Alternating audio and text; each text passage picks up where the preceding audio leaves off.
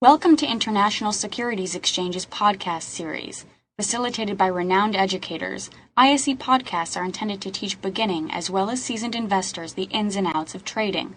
To find an updated list of podcasts, please visit www.ise.com/podcasts. Please be sure to listen to our important message following this episode regarding the risks of investing in exchange-traded options.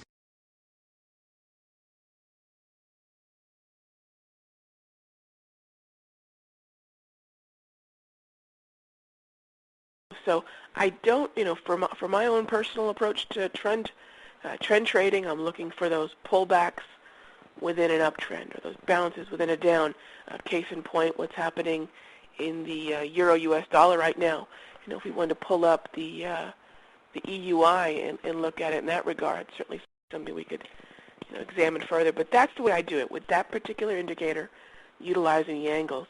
As far as the reversal goes, and here's where you're going to have to determine it on your own. To me, a reversal is when prices break those three moving averages. And at that point, I can utilize something like a Fibonacci or psychological support and resistance.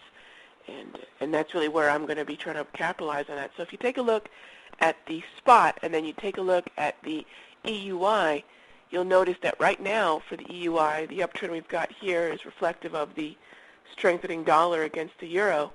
And when I start looking for my strike prices, I'll keep that in mind and try to capitalize on what I'm doing right now in the spot, which is shorting and looking for those calls on the EUI.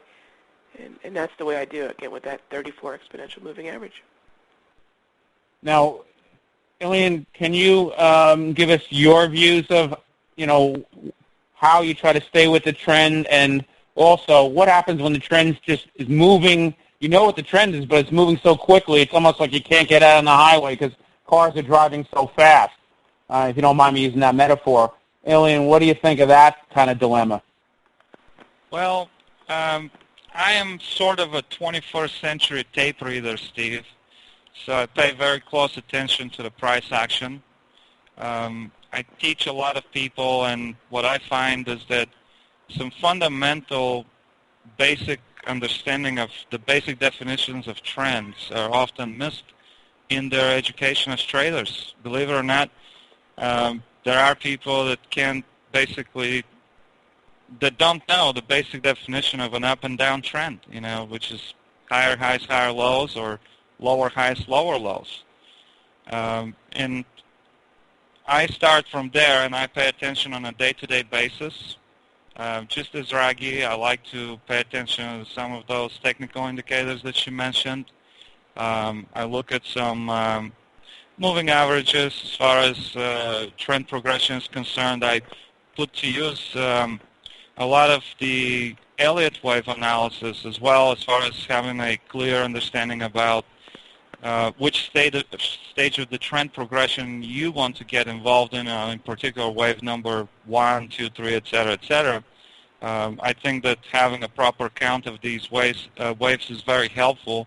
And also, as far as the trend reversals that we can prepare for, if a particular trend wave, actually I notice that it's failing to continue to progress that, let's say it's a bullish trend, and the next trend wave that follows basically fails to establish a higher high and continue that upward trend, then obviously we could have a situation where that trend wave is failing, and we can at that point prepare for a possible reversal that could occur in the opposite direction. That I find very, very helpful as far as paying attention to previous highs, the actual numbers, and then add the trend waves to it in order to recognize a potential wave failure and a possible reversal. I'm going to pose this to both of you, but I'd like Ilian to answer first. What about the dilemma of, looking at, let's say, a daily chart? Because, I know spot traders are looking at, like, minute by minute or whatever, 30 minutes. But for the options, you're going to need a little bit longer time frame. So I always recommend look at, the daily, the weekly, and then, believe it or not, the monthly. At least that's what I used to do, trading equity options. And what happens, and I've had this many times, where you see the daily being, let's say, a bull trend, the intermediate being neutral, and the longer term being a sort of a bear trend. So you sort of have three views on one different underlier based on different time frames. Ilian, what do you do there? And then I'll ask Raghee. You first, please, Ilian. I think that paying attention to these three charts is very important because you want to pretty much, back in the day at Wise Trade, we used to call them the three wise men, and you want to have them in agreement. Right. Obviously, you want to have positive long-term, mid-term, and short-term trend. But to me, in my quarters theory, at least in the last 5 years since I've developed my quarters theory, Steve, the long-term and the mid-term trends are not very relevant because, as I mentioned earlier, I basically try to predict the move between two large quarter points, which is pretty much a 250 pip move.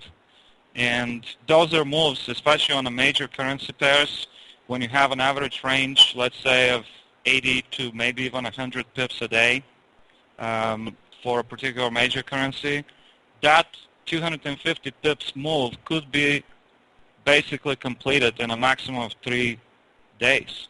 Right. So that's why I tend to look more at the short-term daily chart rather than the mid-term or the long-term as of late. Good point. Ilian, I was actually on today's, Ilian has a show, a radio show, and he had me on today, and so we actually switched roles. Now I'm the host, and he's the guest, but he asked me about my view of dollar-euro, or of course euro-dollar, either way you look at it. And he said that one big bank, I think the name was BNP, they're actually making this 5-year forecast of U.S. dollar versus euro being at parity in 5 years. What did I think of that? And I guess, Ilian, I guess what I'm hearing from you is you don't really care about that 5 years down the road. It's really difficult to trade that, and you just sort of file that in the back of your mind. Is that correct? Yeah, I would keep the long-term perspective, but ultimately I'd like to take things one large quarter at a time, which is 250 pips at a time. Understood. Raghee, what do you think? The different time frames, and how do you balance all of that? Well, the two time frames that I like to capitalize the most when I'm looking at an option, it would be an intraday 240, which is as long an intraday time frame as I would recommend for active options.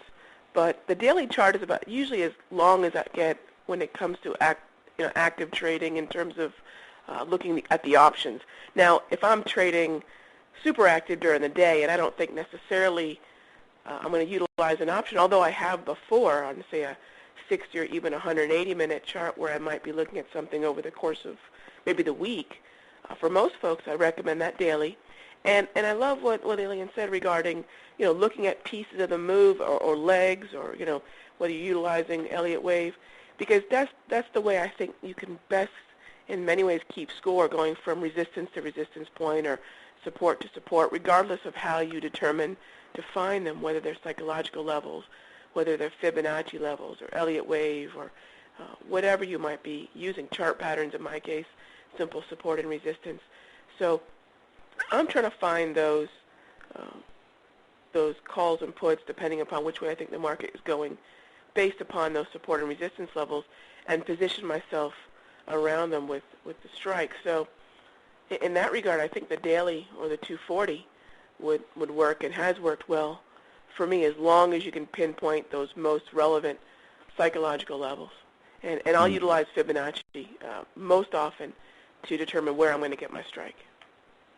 Thank you for listening to our podcast. To find more podcasts on options, stocks, alternative markets, and market data, please visit www.ise.com/podcasts.